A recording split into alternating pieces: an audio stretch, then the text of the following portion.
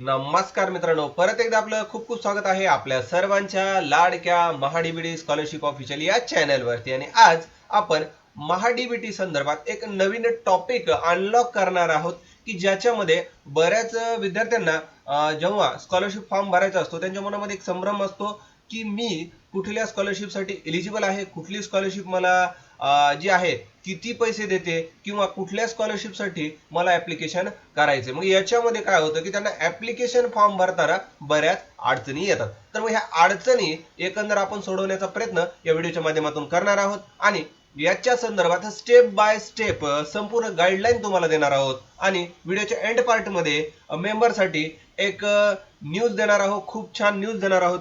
तर सर्वप्रथम पहा मित्रांनो, आपण महाडीबीटी स्कॉलरशिप ऑफिशियल या चॅनलवर नवीन असाल, अद्याप चॅनलला सबस्क्राईब केलं नसेल तर सगळ्यात अगोदर चॅनलला सबस्क्राईब करा, म्हणजे नवनवीन येणारे व्हिडिओ सगळ्यात अगोदर तुमच्यापर्यंत पोहोचतील. आणि हो, मेंबरसाठी दर आठवड्याला आता एक नवीन व्हिडिओ सुरू झालेला आहे, ज्याच्यामध्ये तुमच्या प्रत्येक प्रश्नाचं उत्तर आपण मेंबरांना सगळ्यात लवकर देणार आहोत. तर चला बोलूयात आजच्या विषयाकडे. सर्वप्रथम बघा की महाडीबीटी स्कॉलरशिपच्या ऑफिशियल वेबसाईट वरती आलेलो आहे आणि आता तुम्हाला मी जी इन्फॉर्मेशन देणार आहे ती 100% ऑफिशियल आहे, 100%. आता याच्यामध्ये बघा, फाइंड एलिजिबल स्कीम नावाचा राईट साईडला ऑप्शन आहे आणि याच्यामध्ये आल्याच्या नंतर आपल्या समोर ही विंडो ओपन झाली. याच्यामध्ये तुम्हाला महाडीबीटी मार्फत दिल्या जाणाऱ्या सगळ्या स्कीम इथं दाखवण्यात येत असतात. आता याच्यामध्ये स्कीम साठी त्यांना काही क्रायटेरिया ठरवले. क्रायटेरिया कुठले आपण पाहूया. बघा, फाइंड एलिजिबल स्कीम मध्ये 3 ऑप्शन दिलेत.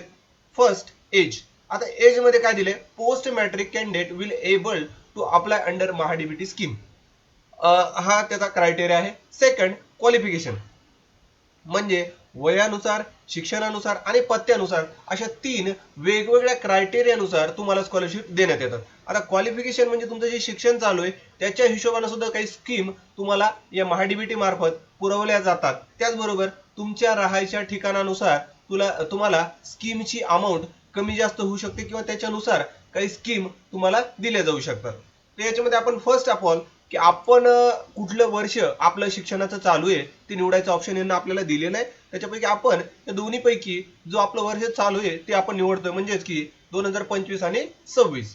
याला क्लिक केल्याच्या नंतर तुमच्या समोर परत एक ऑप्शन पाहायला मिळतं. याच्यामध्ये तुम्हाला तुमचं रिलीजन म्हणजे तुमचा धर्म निवडायचा आहे, ज्याच्यामध्ये तुमचा धर्म बुद्ध, ख्रिश्चन, जैन, मुस्लिम, पारसी, सीख, ज्यूज आणि हिंदू ह्याच्यापैकी जो कुठला असेल तो निवडायचा आहे. आता मी फर्स्ट तुम्हाला एक हिंदू हा धर्म निवडून दाखवतो आणि त्याच्यामध्ये बघा परत तुम्हाला विचारलंय कॅटेगरी कुठली. कॅटेगरी म्हणजे त्याच्यामध्ये तुमचा प्रवर्ग कुठला. या प्रवर्गामध्ये परत तुम्हाला काही सब ऑप्शन दिलेत, ज्याच्यामध्ये general, SC, OBC, VJNT, ST, orphan without caste category. आता हे बघा, हा महत्वाचा विषय, ऑर्फन विदाऊट कास्ट कॅटेगरी म्हणजे जो कोणी अनाथ असेल आणि त्याची कॅटेगरी कुठली असेल तर त्यांना हा पर्याय मात्र निवडायचा आहे. त्याच्यानंतर आहे एसबीसी म्हणजे स्पेशल बॅकवर्ड क्लास. त्याचबरोबर नवीन तयार झालेली एसीबीसी कॅटेगरी, तर त्यांच्यासाठी सुद्धा काही स्कीम गव्हर्नमेंटनं उपलब्ध केलेल्या आहेत. तर याच्यापैकी आता आपण एक जनरलची कॅटेगरी निवडूयात आणि त्याच्या पुढे परत फॅमिली अॅन्युअल इन्कम म्हणजे आपल्या कुटुंबाचं वार्षिक उत्पन्न किती आहे ती इथे आपल्याला निवडायचं आहे. सर्वप्रथम क्लिक करूयात मित्रांनो. याच्यामध्ये तुम्हाला 1 लाखापासून ते 10 लाखाचं उत्पन्नाची मर्यादा दिलेली आहे. आता बरेच जण विचारतील, सर माझं उत्पन्न 40,000 आहे, माझं उत्पन्न 50,000 आहे, माझं उत्पन्न 80,000 आहे, तर मी कुठला पर्याय निवडावा. तर याच्यामध्ये एक ऑप्शन आहे up to 1 lakh. Up to 1 lakh म्हणजे काय, 1 लाखापर्यंत उत्पन्न, जे की 1 रुपयापासून 1 लाखापर्यंत जे काय उत्पन्न असेल ते ह्या फर्स्ट कॅटेगरीमध्ये येतं. त्याच्यामुळे आपण सिंपल अप टू 1 लाख नावाचं एक ऑप्शन इकडून निवडूया. इथं निवडल्याच्या नंतर पहा, आता तुमच्या समोर परत काही डिपार्टमेंट विचारले जाणार आहेत, तर त्यासाठी आपण सर्वप्रथम इथं क्लिक करूया. आता इथं क्लिक केल्याच्या नंतर तुमच्या समोर 8 ते 10 परत वेगवेगळे डिपार्टमेंट आलेत. याच्यामध्ये परत आणखीन कन्फ्युजन आहे, तुम्हाला मी प्रत्येक डिपार्टमेंट सांगणार आहे. आता याच्यामध्ये बघा, सर्वप्रथम आता डिपार्टमेंट मध्ये आहे सोशल जस्टिस आणि स्पेशल असिस्टंट डिपार्टमेंट. आता हे डिपार्टमेंट प्रत्येक प्रकारच्या स्कॉलरशिपसाठी फक्त एससी या कॅटेगरीसाठी वापरलं जातं. तर याच्यामध्ये जे काही आपले एससी बांधव असतील त्यांना या कॅटेगरीचा वापर करून आपल्या स्कॉलरशिप तपासायच्या आहेत. त्यानंतर ट्रिबल डेव्हलपमेंट डिपार्टमेंट. आता ट्रिबल म्हणजे कोण, जे एसटी मध्ये येतात त्या बांधवांनी हा ट्रिबल डिपार्टमेंट निवडायचा आहे. त्यानंतर आहे डिपार्टमेंट ऑफ हायर एज्युकेशन. आता डिपार्टमेंट ऑफ हायर एज्युकेशन हे जनरली कुणासाठी रेफर केलं जातं, तर हे जनरल कॅटेगरीसाठी रेफर केलं जातं. आता याच्यामध्ये परत क्रायटेरिया आहे की ज्यांचं शिक्षण 11वी 12वी हे आहे किंवा फर्स्ट इयर आहे, सेकंड इयर, थर्ड इयर, ज्यांचं प्लेन जे शिक्षण असेल, ज्याला BA BSc BCom म्हणतो, त्याच्यासाठी मात्र हायर एज्युकेशन हीच कॅटेगरी वापरली जाते. त्यानंतर आहे डिपार्टमेंट ऑफ टेक्निकल एज्युकेशन. आता टेक्निकल एज्युकेशन मध्ये काय, ज्या कोणी व्यक्तीचं, ज्या कोणी स्टुडंटचं हे जे की फार्मसी असेल, त्याचबरोबर इंजिनिअरिंग असेल, पॉलिटेक्निक असेल, अशा विद्यार्थ्यांना डिपार्टमेंट ऑफ टेक्निकल एज्युकेशन नावाचं ऑप्शन इकडून निवडायचे. त्यानंतर आहे स्कूल एज्युकेशन आणि स्पोर्ट डिपार्टमेंट. आता स्कूल एज्युकेशन आणि स्पोर्ट डिपार्टमेंट म्हणजे एखाद्या खेळामध्ये जर कोणी प्रावीण्य मिळवलेलं असेल तर त्याच्याशी निगडीत ज्या काही स्कीम असतील त्या स्पोर्ट डिपार्टमेंटमध्ये तुम्हाला पाहायला मिळतील. आता त्यानंतर आहे ओबीसी, SCBC, VJNT आणि SBC. बघा, तुम्ही काहीही शिक्षण घेत असोत, 11वी घेत असोत, 12वी घेत असोत किंवा मेडिकल, इंजिनिअरिंग, फार्मसी, कुठलंही शिक्षण असेल, इव्हन तुमचं GNM असेल, ANM असेल, नर्सिंग डिपार्टमेंट असेल, कुठलंही असेल, तर ओबीसी, SCBC, VJNT आणि SBC यांना मात्र हेच डिपार्टमेंट निवडायचे प्रत्येक स्कॉलरशिपसाठी. त्यानंतर आहे department of medical education and research. आता हे कुणासाठी आहे की याच्यामध्ये जे ओपन कॅटेगरी मधील विद्यार्थी आहेत, ज्यांचं एज्युकेशन हे मेडिकलशी निगडीत आहे, त्यांना मात्र मेडिकल एज्युकेशन हा पर्याय निवडायचा आहे. त्यानंतर आहे मायनॉरिटी डेव्हलपमेंट डिपार्टमेंट. आता बघा, बरेच विद्यार्थी मुस्लिम बांधव हे फॉर्म भरताना मायनॉरिटी ऑप्शन टिक करतात. त्यांच्यासाठी मायनॉरिटी डेव्हलपमेंट डिपार्टमेंट आहे. याच्यामध्ये त्यांना 50,000 रुपयापर्यंतची स्कॉलरशिप उपलब्ध होते. त्यानंतर आहे स्किल डेव्हलपमेंट एज्युकेशन आणि एंटरप्रेन्योरशिप डिपार्टमेंट. आता याच्यामध्ये प्रामुख्याने ITI शी निगडीत जे ओपन कास्ट मधले विद्यार्थी असतील त्यांना हा पर्याय दिलेला आहे. त्यानंतर आहे महात्मा फुले कृषी विद्यापीठ राहुरी. आता हा जो पर्याय आहे हा फक्त ऍग्रिकल्चरशी निगडीत पर्याय आहे, ज्याच्यामध्ये ऍग्रिकल्चर प्रत्येक पार्ट येतील, जसं की बॅचलर ऑफ ऍग्रिकल्चर, त्यानंतर फॉरेस्टरी, त्याचबरोबर BSc ऍग्री, BTech ऍग्री, हे सगळे पर्याय याच्यामध्ये उपलब्ध असतील. पण हा पर्याय फक्त आणि फक्त ओपन कॅटेगरीसाठी आहे. आणि जर कुणी अदर कॅटेगरी जसं की SC OBC असेल, SC साठी सांगितलेलं सोशल जस्टिस आणि OBC साठी सांगितलेलं OBC डिपार्टमेंट याच्यामध्ये निवडू शकतात. त्यानंतर आहे डिरेक्टर ऑफ आर्ट, ज्यांचं फॅशन टेक्नॉलॉजी किंवा याच्याशी निगडीत जे कोर्स असतील ते सगळे डिपार्टमेंट ऑफ आर्ट याच्यामध्ये येतील. त्याच्यानंतर आहे मापसू नागपूर. आता मापसू नागपूर मध्ये प्रामुख्याने जो कोर्स निवडला जातो तो म्हणजे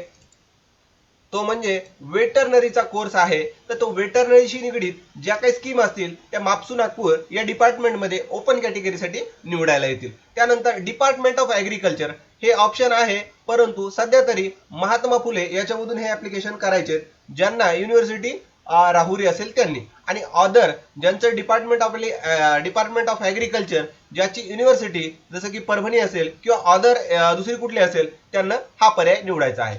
त्याचबरोबर आहे डिपार्टमेंट ऑफ डिसेबिलिटी. आता बघा, डिसेबिलिटीसाठी जे अपंग असतील त्यांच्यासाठी हा पर्याय निवडायचा आहे.